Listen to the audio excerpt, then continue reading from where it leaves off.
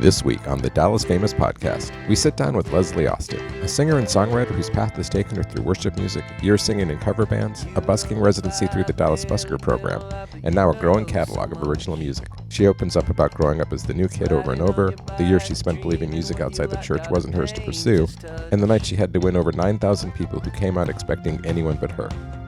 Stick around to the end for a live performance of her original song, You and Me. It's a great one. I know you'll dig it. Here it is.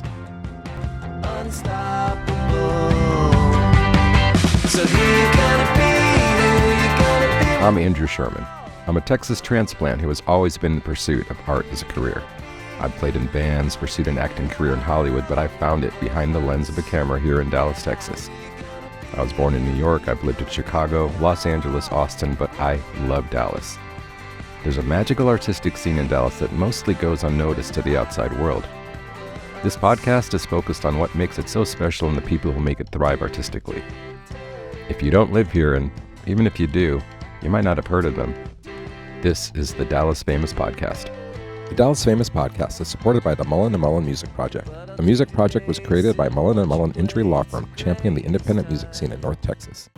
Welcome back to the Dallas Famous Podcast. We're in Deep Ellum at the Tucker Art Project Studio. Andrew Sherman, and today we have the lovely Leslie Austin. Thank you. She's a local musician, I guess, not just local, international as it were, because you don't just stay in the area. You've gone to Italy a few times. Yeah. And, anyway, welcome to the program. Thank you for having me. Truth be told, we're doing it again because we just, things happen and we're doing it again. It's not the first time, it won't be the last. But anyway, thanks for coming down. Thank you. So, when people say, Leslie, what do? Do you say singer? Do you say musician? What do you say? I usually say singer-songwriter because musician-wise, I can't play very well enough to call myself that alone. So right. I'm working on it, but yeah. Singer-songwriter. I kind of feel like with that voice, it's fine. Don't worry about it. Yeah, you'll at the end of the episode, you will hear a fantastic song. Leslie made the echo in this room work to her advantage, so that's something to look forward to. It's a good room. Yeah, very good room. So, Leslie, Dallas native? Yes, Okay. I was born here, but only lived here about a year when I was young, and then moved around several times growing up. Lived in Atlanta for a while as a child, and then Chicago for 3 years, middle school, and then my last 3 years of high school were back here around DFW. So, is that weird? Like, were you kind of yes, the new kid all the time? Oh yeah, it's brutal. Yeah. It was brutal. Especially girls are meaner, they're already so mean, and at age 13, that's the worst. They moved me in the middle of 6th grade when it was already the worst time ever, and these girls were vicious. And every day I came home crying, and I built a lot of character, and I actually just wrote a song about it. I haven't done anything with it yet, but I didn't realize I knew it was bad, but I've had to work through that stuff even later in life, realizing how much that affected everything else, a lot of things that I did. My sister actually moved to Philadelphia when my niece was younger, and I don't feel like she's been the same since because of the way those girls treated her in that school. It was, yeah. Makes good passionate music though, no? Yeah, it's sad because it affects your whole identity. That much rejection and bullying, abuse, basically making someone feel that terrible and unaccepted that often when they're that age is if you don't do stuff to get healed, it messes you up, Yeah. So it's pretty sad. So you're moving around a lot. You're dealing with that as well as regular stuff. What role did music play in your early life? I grew up, music was always a big part of, just feels like part of who I am. I was dancing and singing and just makes me alive, music. And I was always listening to music and going to concerts, and I would even record myself singing in my room by myself. But music it's a big part of that, especially more uplifting, obviously happier stuff that makes you want to like move and dance, because I'm very much an empath and I feel everything like tenfold. Even like sad music, I can't, like some people it's easy for them to listen to sad songs and sing sad songs all the time, and I can't stay down there that long because Interesting. So yeah, but music definitely, and God was, interestingly, I came to know him at a young age when I was 10. So then that actually helped save me going through a lot of that stuff with those girls. And because otherwise I would have probably done could have done a lot of really bad things. Yeah, self-destructive. Destructive things. I'm one of them. But okay, so at what point did you start singing and doing stuff with the church? Yeah, I did. The first time I was about 13 or 14, I sang with two girls for a big church that we were going to, and we actually messed up and we're laughing halfway through it because of nerves. But that was my first time singing for a big crowd.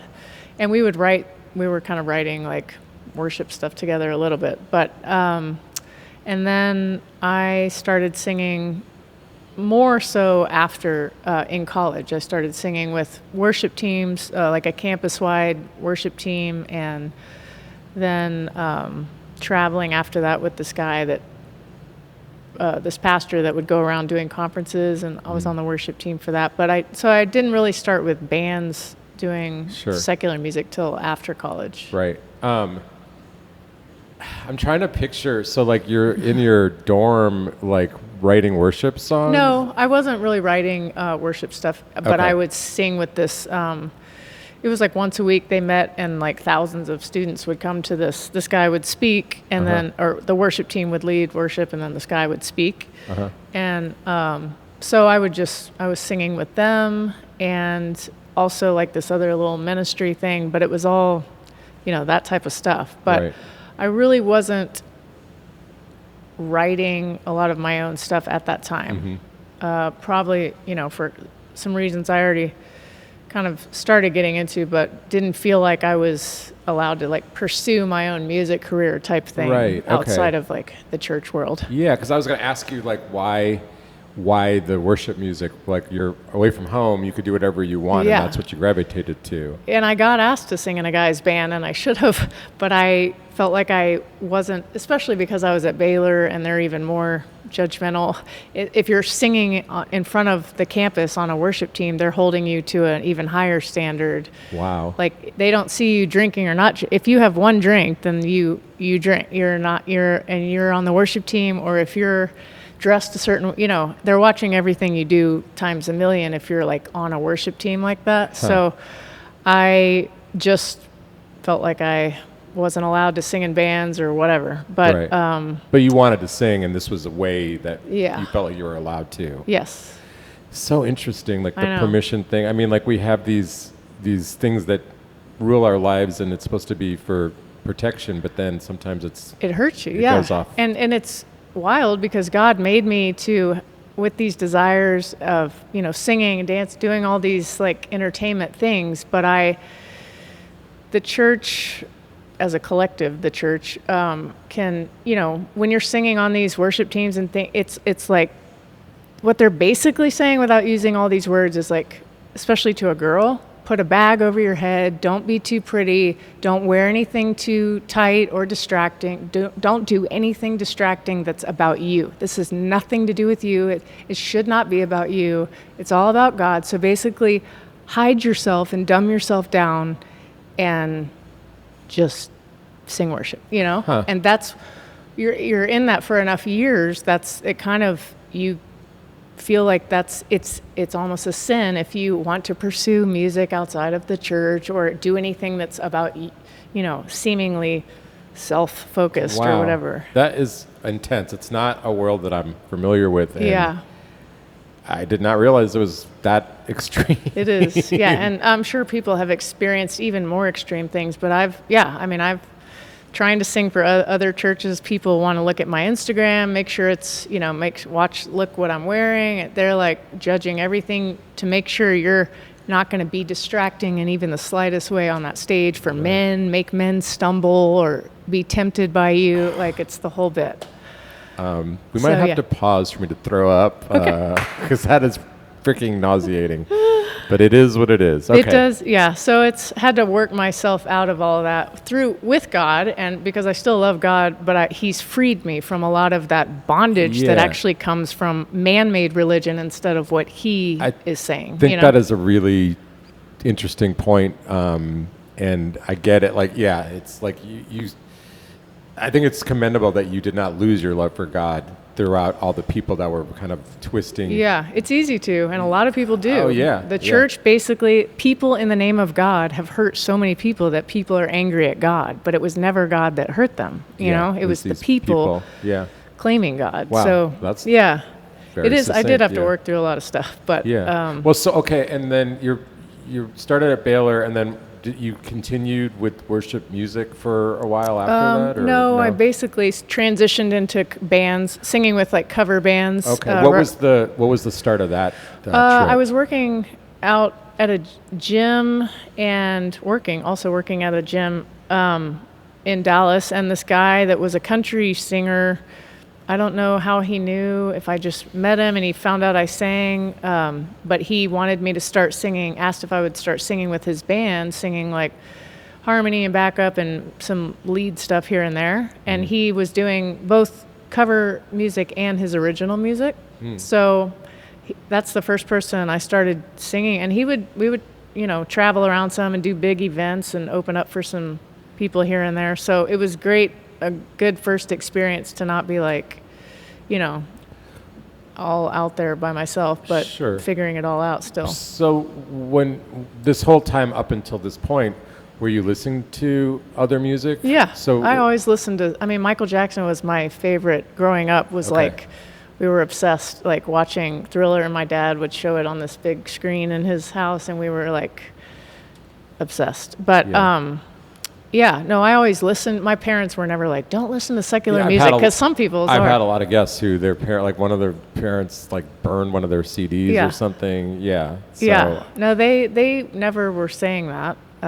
Thankfully. So when you joined this cover band, you weren't having to learn every single song from scratch. You knew some of it or a lot of it. I wasn't always listening to all country music, so I definitely had to learn some for that reason, but not because, I definitely always listened to secular. Was this the band that had the R. Kelly, open for R. Kelly? No, okay. No, it was a different band. Well, I said his name, so I know. now we might as well hear about you opening for R. Kelly. I know. Yeah, we... you didn't meet him or anything, This was right? before what? You didn't meet him or anything, did you? No, we didn't. Okay. This was before he got in more trouble, I think. But this is before people knew that he was a bad dude. Yes, right. So I was with this cover band, really good cover band in Dallas, and we got asked to open for R. Kelly at this big. It's called the Oil Palace in Tyler, Texas. I think it seats like 9,000 people. Oh, like a regular It's like a venue. Yeah. And the oil, that's just the name, or was it like related to? I'm not sure what the story behind it. I don't remember, but I believe it's something like the Oil Palace. So, and it's like a 10-piece cover band, and we're all dressed like nice, like cover band, cheesy, And first of all, this is an R. Kelly concert, so these people are not expecting a cover band to open up for R. Kelly. So that's already like strange. Strike number one against us, And I can handle a lot of crowds. Like we're all performers are used to like crowds being hit or miss. It might be a bad crowd. They might not be interested, but this was like, 9,000 people waiting for R. Kelly, and it was predominantly black. And when I say predominantly, you could have maybe seen like 3 or 4, like maybe white people somewhere. But, and I sang in a gospel choir being the only white girl. So I'm not usually intimidated by like, different types of crowds. And there were 10 of us on the stage, and we were a mixed band, like ethnicity wise, like, and we played like, a lot of soul funk stuff so it's not like we were like super white up there, but it was a cover band, I love how this is super white. So, I know. So, we start playing, and 1 or 2 songs, and we're playing, Bruno Mars or something, trying to like, and you can just, like I said, I'm an empath, so I feel even more like we're all already like early feeling like, wow, this is like the toughest crowd. They were like, we're up there dancing and singing, and they're like, Oh God, it's a nightmare. I mean, it was like you could just feel the disdain, you know? And so finally, the guy in our ear, we're wearing in-ear monitors, and the keyboard player that owns the band is like, okay, this isn't working. We need to change it up. We got to rap. And so he calls a rap, and I'm the one that did a lot of the rap song, or the rap in the song or whatever. So he said that, and we're all just feeling so uncomfortable. I mean, it was really like they were just like not vibing they were like, they probably would have left except that they paid to see Art Kelly, so they were still sitting there.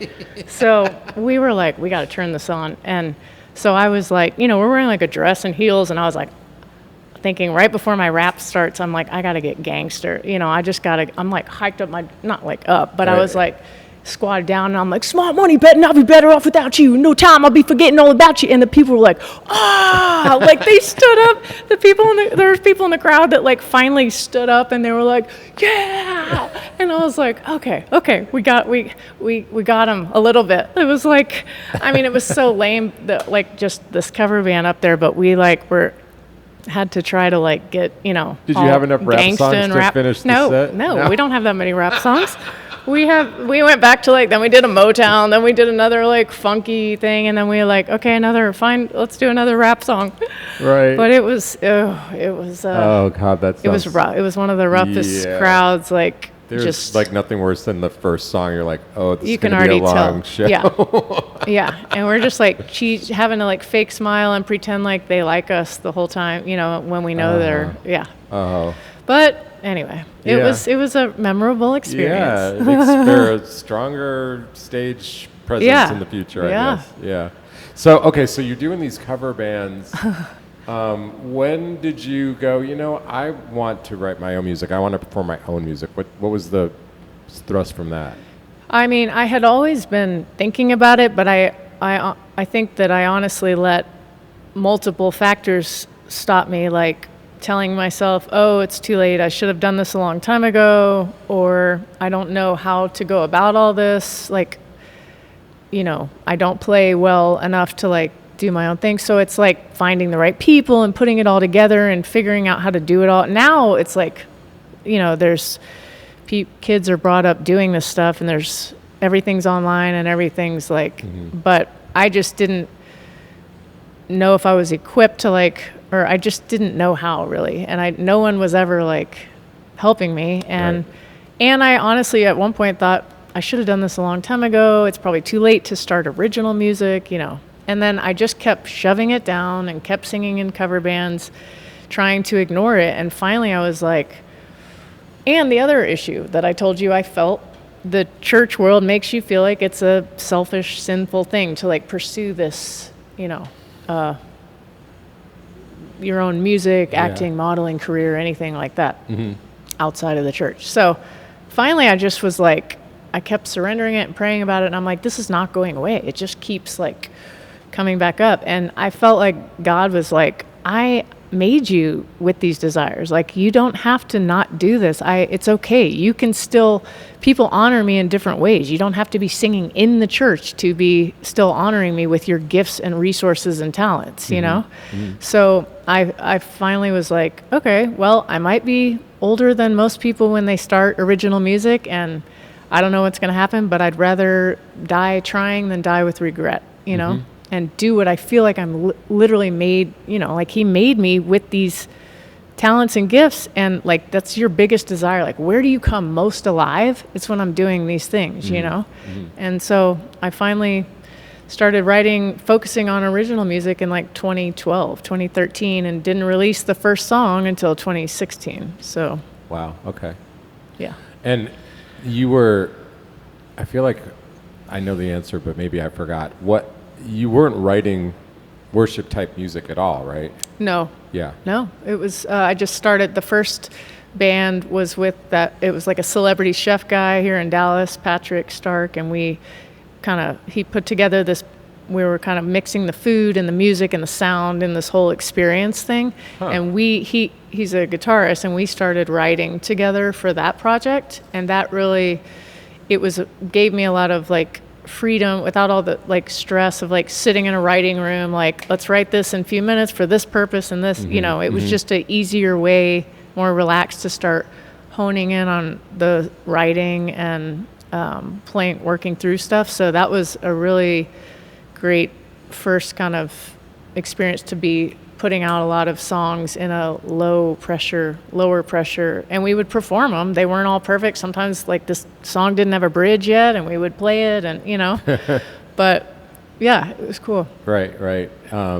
Yeah, you said something, I'm going to repeat something you said, like that you felt like God wanted you to do the music that wasn't the worship music because it would put you in a broader audience or a broader stage or platform or whatever. Yes, I feel specifically called to be like the church outside of the church, like the church in the world, so to speak, because a lot of people are so turned off by churches and what people have done or said or in the name of God, that like God needs a lot of us outside of the church, like to love people the way Jesus did. He was hanging out with the murderers and the prostitutes and everyone, you know, like, and those are a lot of people that became his disciples, you know, and because he loves everybody as they are, and it's okay for me to get up and sing like secular music. I'm not singing about like bad stuff, you know. Right. I'm singing about life, and I might talk about God in between my song, or about the song I am performing here on this,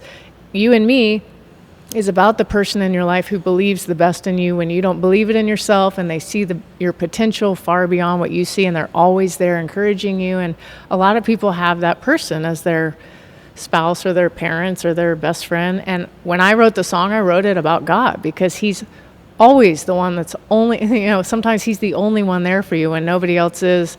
And he definitely sees way better in you and me than we've ever seen in ourselves. So that's who I wrote the song for. So I talk about that on the stage, and a lot of these people at my show will maybe never want to go to a church, but they will come watch me perform. And I did have a guy in LA that came up and was like, "Thank you for saying what you said. I never hear people out here in LA talk about that, and I needed to hear that," you know, or whatever. So even if it's the one guy that like that helped him, and you know, I feel like God, he can use us in anything, in your photography and your interviews. Like you can pour the love of God and hope into people in everything that you're doing, you know, without being in the church all the time. Sure. Yeah, LA is interesting with religion, because it's either completely like do not talk about it, do not bring it up. And then I worked on a TV show, and I had never seen a prayer circle. I just never saw one. Like, and they just prayed before the show or something? Yeah, and I walked out, and I was about to make a joke because I didn't know what the hell was going on. And I was like, oh, this entire, like 2/3 of this show are religious, and they're praying. Yeah. Maybe the show got canceled, so maybe they didn't pray as well as they could have. No. Maybe it was the devil stopping the show. Yeah, no, I mean, it was just interesting. And, you know, because I was raised Jewish, and I don't really practice at all. I won't talk about my feelings on God here because I don't have like specific, but that kind of opened my eyes. And then moving here and having these conversations, it's like it makes me think more about all this stuff in a different, more positive way. Yeah, that's good. Yeah. Okay. So you started writing music. You did some stuff with this chef. At what point was it like the Leslie Austin experience, as it were?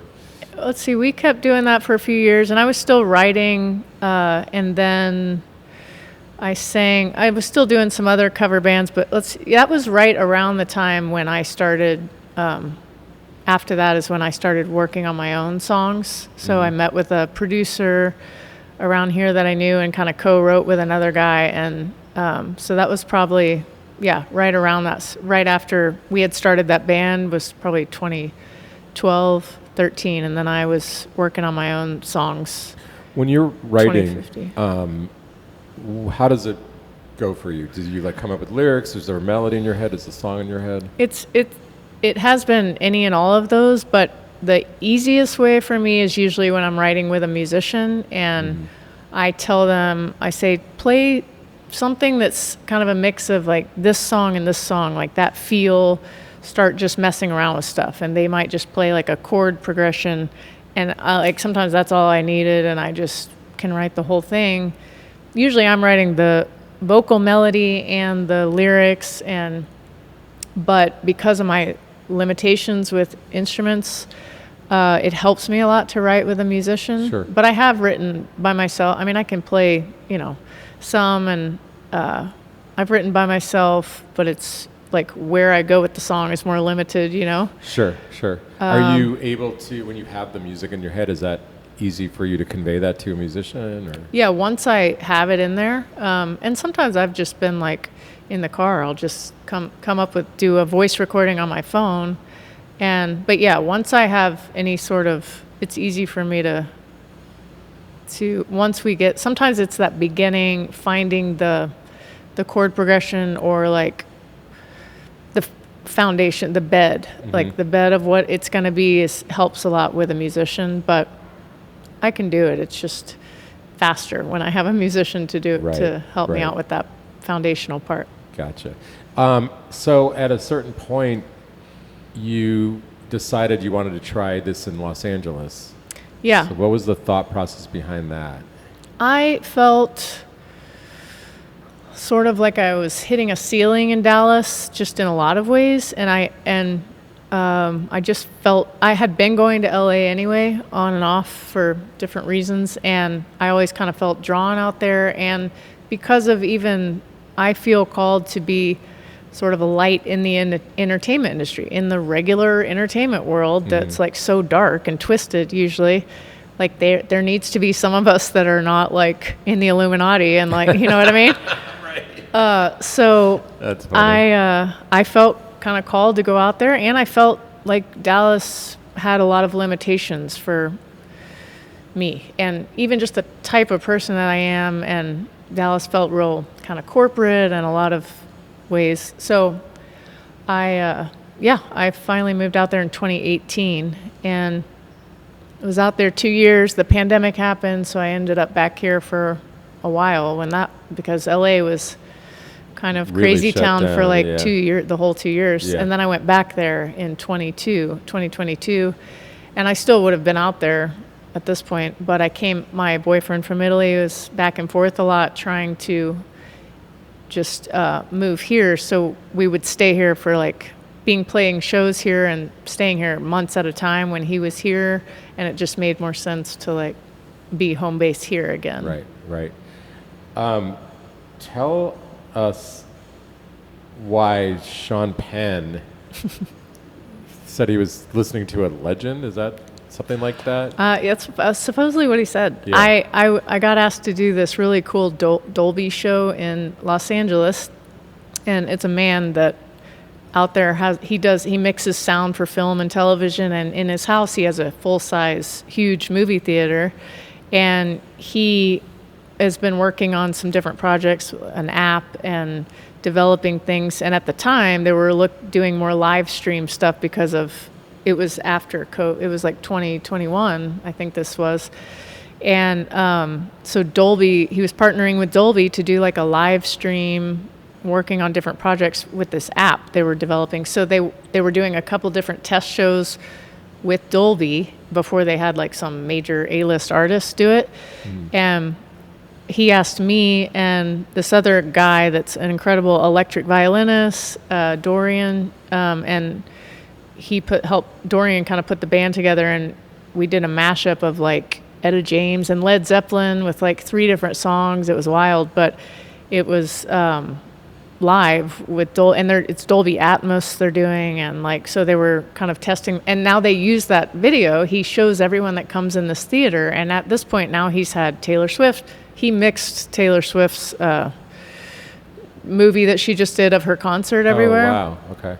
She's been in there. J-Lo was just in there. Like he's got all these. Now he's talking to these big artists about he's developing things much farther with that whole project. But anyway, people come in there, and Sean Penn has done his own project. He has a project for, I forgot exactly what it is, but he's done some events in the space with the movie theater. So this guy John shows our Dolby video to people in there to show what the room can do, what the sound can do, what the app can do.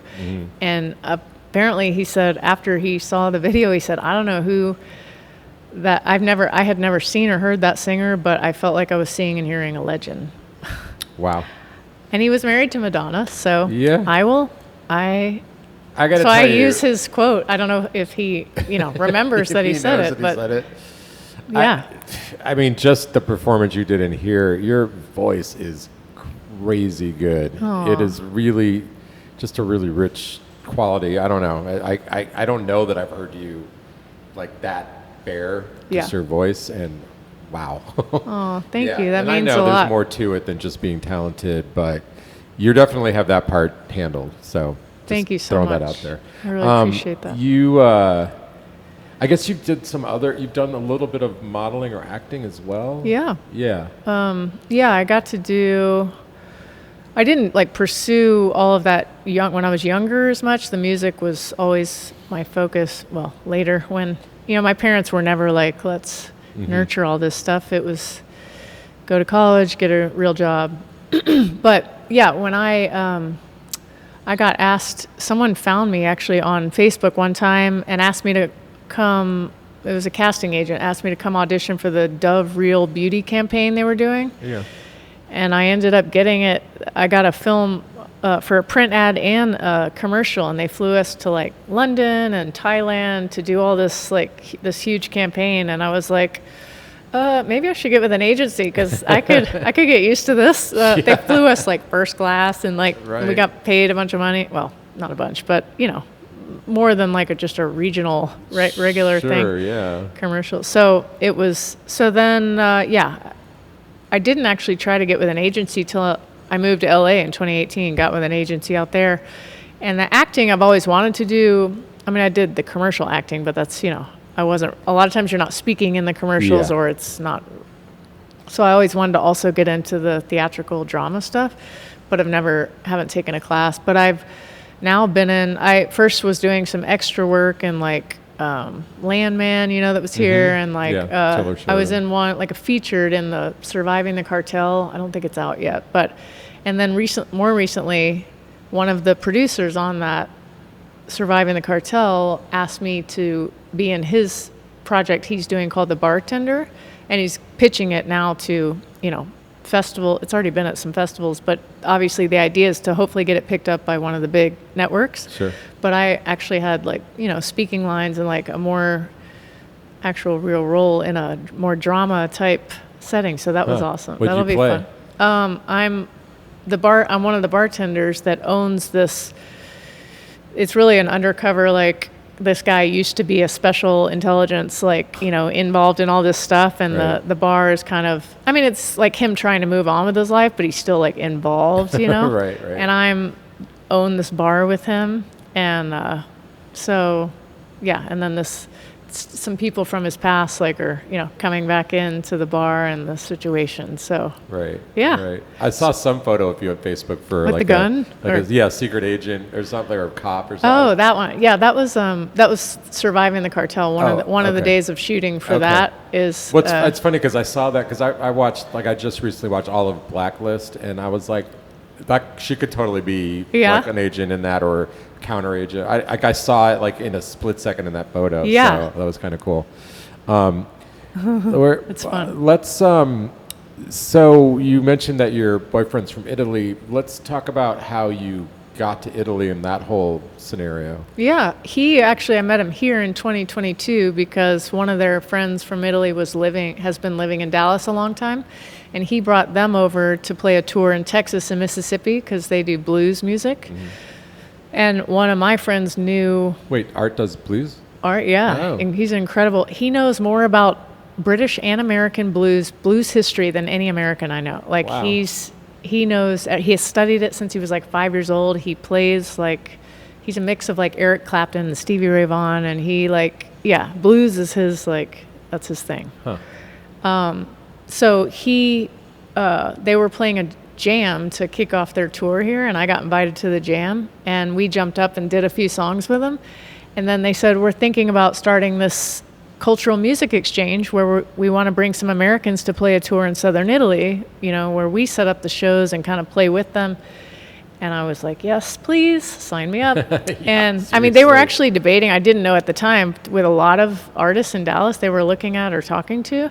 And they ended up bringing me and this guy that plays keys, that is the one that knew one of these guys. And yeah, it was incredible. I mean, I think it was our first show, was in a castle outside overlooking the ocean with, all these, it was just, I'm like, it was incredible. So, and it's interesting over there, the people, they set up chairs. A lot of the shows are not like here, sometimes we're playing in these, we're like the background music that if you, quieter, can you play quieter? Yeah. And over there, like a lot of these shows, they have chairs set up in rows, and these people are like they don't need their alcohol. They just like, even if there's no bar, they sit there and they listen and they clap and they like, brava, Yeah, they get really engaged. Yeah, and they're actually like listening, want to just sit and listen to your music. It's refreshing, Nice, Yeah. I remember you were saying that when I experienced it, like they're not really in a rush to do things. No, you cannot. It'll test your as an American. If you're doing something besides a vacation over there, it will test your patience like you would not believe. And yeah, I tried to record some songs over there this past year, and we didn't finish any of them. The drums took like 6 hours to set up in the studio, and coffee breaks, cigarette breaks for everyone, and it was just. We can learn a lot from them about the no stress lifestyle and like hanging out with people and just, little by little, but it's tough when you're trying to actually get things done and still trying to do a lot with your life, Yeah. It's really hard. Yeah. Also, you were a part of the Dallas Busker program. Yeah, the Dallas Sounds. That's right. And that was pretty cool. You're not doing that right now. No, technically, I mean, once you're in it, you're sort of always in their database, and they still reach out occasionally with opportunities for things. But yeah, it's kind of the year that you're doing it. As far as busking, you busk around Dallas, and then they occasionally have other like showcase opportunities or other things.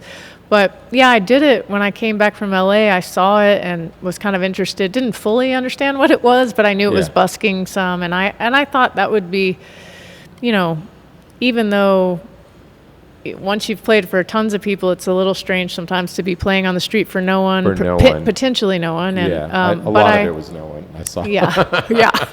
But I thought that it would be a good way, because I did always feel on the outside of the Dallas music circle, like I was talking about, the clique, the kind of inner circle, and I felt like because they're associated with the Dallas Music Office, I thought this could be a great way to get to know different people and get involved in the scene, on a different level. So, it was cool to get to know a lot of the singer-songwriters also in the program, and just put yourself out there.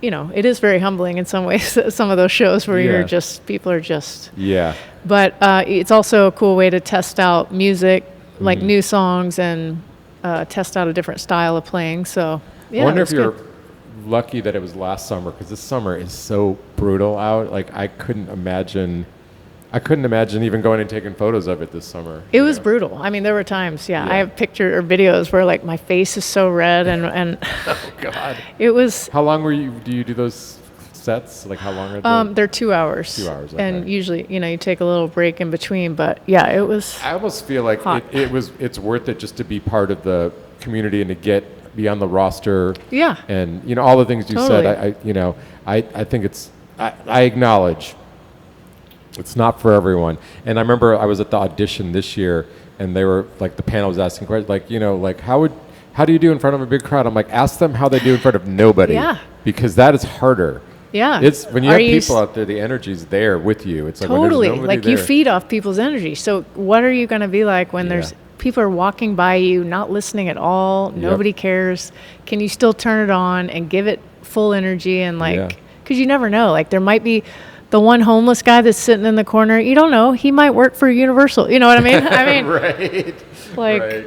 I just know when I took a photo of you guys, you seemed like you were on, and like I don't know what you did when I left, but you were on. Yeah, you know? I mean, and that was you were at AT&T Discovery District, yes. which was, you know, but no, I try to That's like, probably a little more traffic there. yeah. And even though they're not necessarily just sitting staring, but I still am like that. I try to be. I mean, you know, there's no one in here, but because it's our passion and we're playing music, and if like, to me, what's the point? I can watch a singer that's incredible vocalist, like, but if I can't feel anything from them when they're performing, if I don't feel anything, and like if it seems just sort of all performance based and hollow, like I'm like, oh, they have a good voice, but I Sure. don't. It doesn't do much for me. So for me, 100%. I'm still gonna try to feel the song and get into it, even if nobody's watching. You know? Yeah. No, absolutely. I mean, and doing it here, we're on camera. Yeah, so we a lot are. of people That's are true. gonna We be are on watching. camera. But no, it's obvious in your performance that you're a passionate performer. That it's coming from somewhere deeper. Yeah. It's not a technical.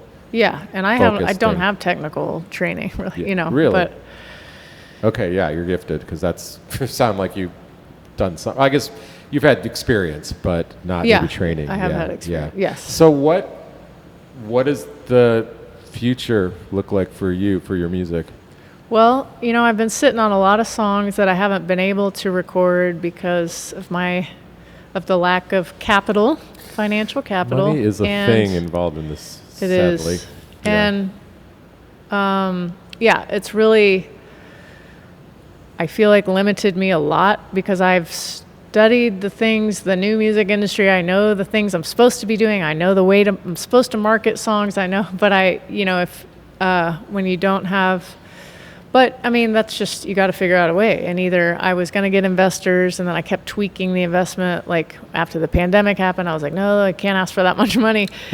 And so anyway, I'm working on trying to. I can't just live the rest of my life saying I don't have capital. You got to figure it out, you know. And I want to do things well. That's why I don't want to just do something Absolutely. on no budget that's like terrible just to put something out there. Yeah. Also, so I'm working on trying to just figure out make it move forward at this point because I need to keep recording my music and do what I'm supposed to be doing, get the stuff out there. And Sure. so, but in the meantime, trying to still enjoy whatever I can do until that happens. Yeah. And I mean, you're performing constantly. Yeah. Yeah. And I am going to Italy next week. Oh, cool. For how long? For another tour, like mini tour, 2.5 weeks. Okay.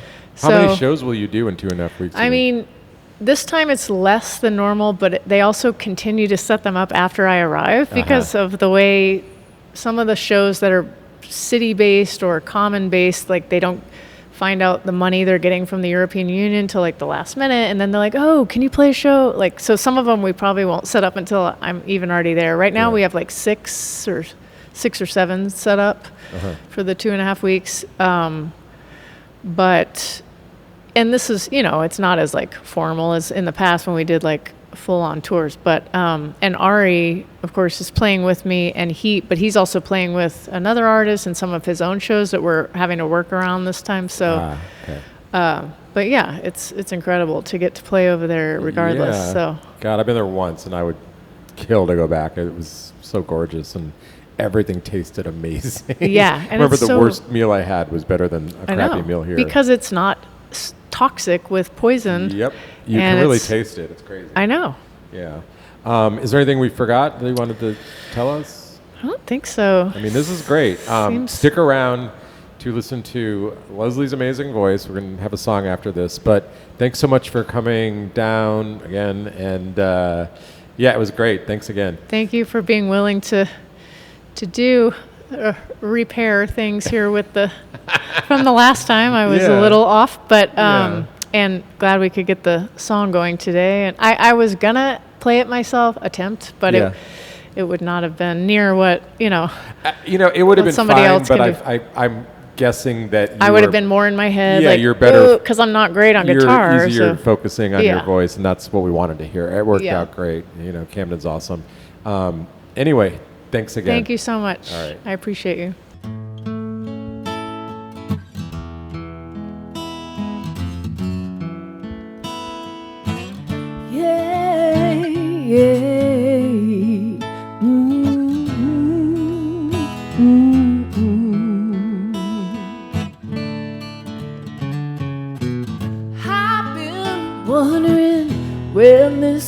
and willing, 'cause you know I get tired.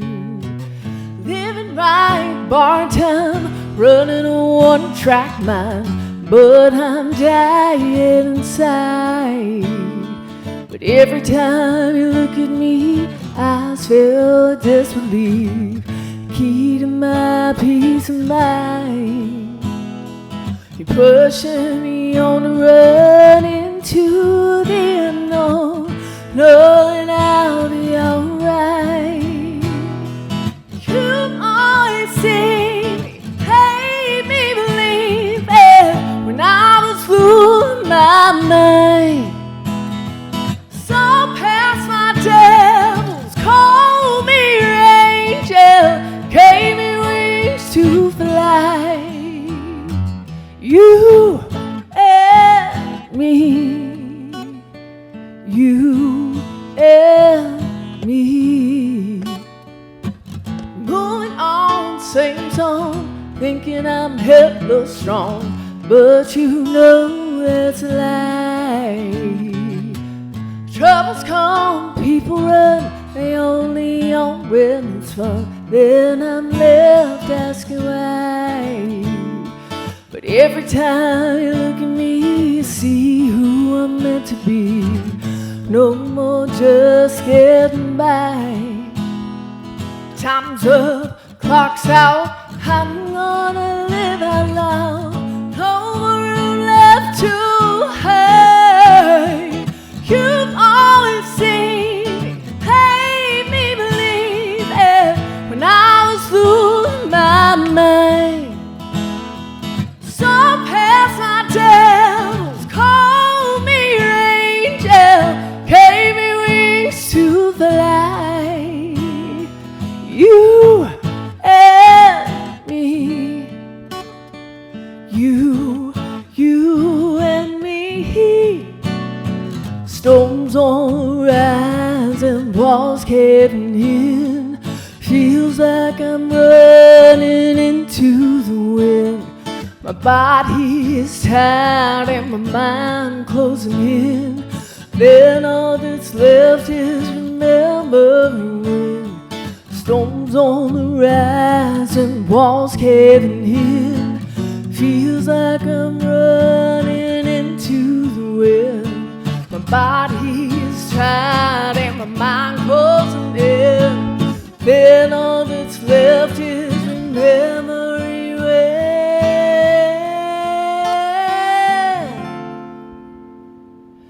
You've always seen me, made me believe it. I was fooling my mind. So past my devil, call me your angel, gave me wings to fly. You and me,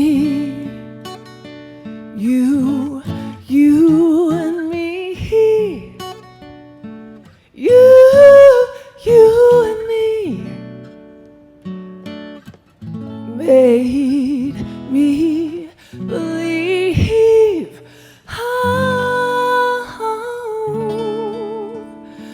Oh, yeah.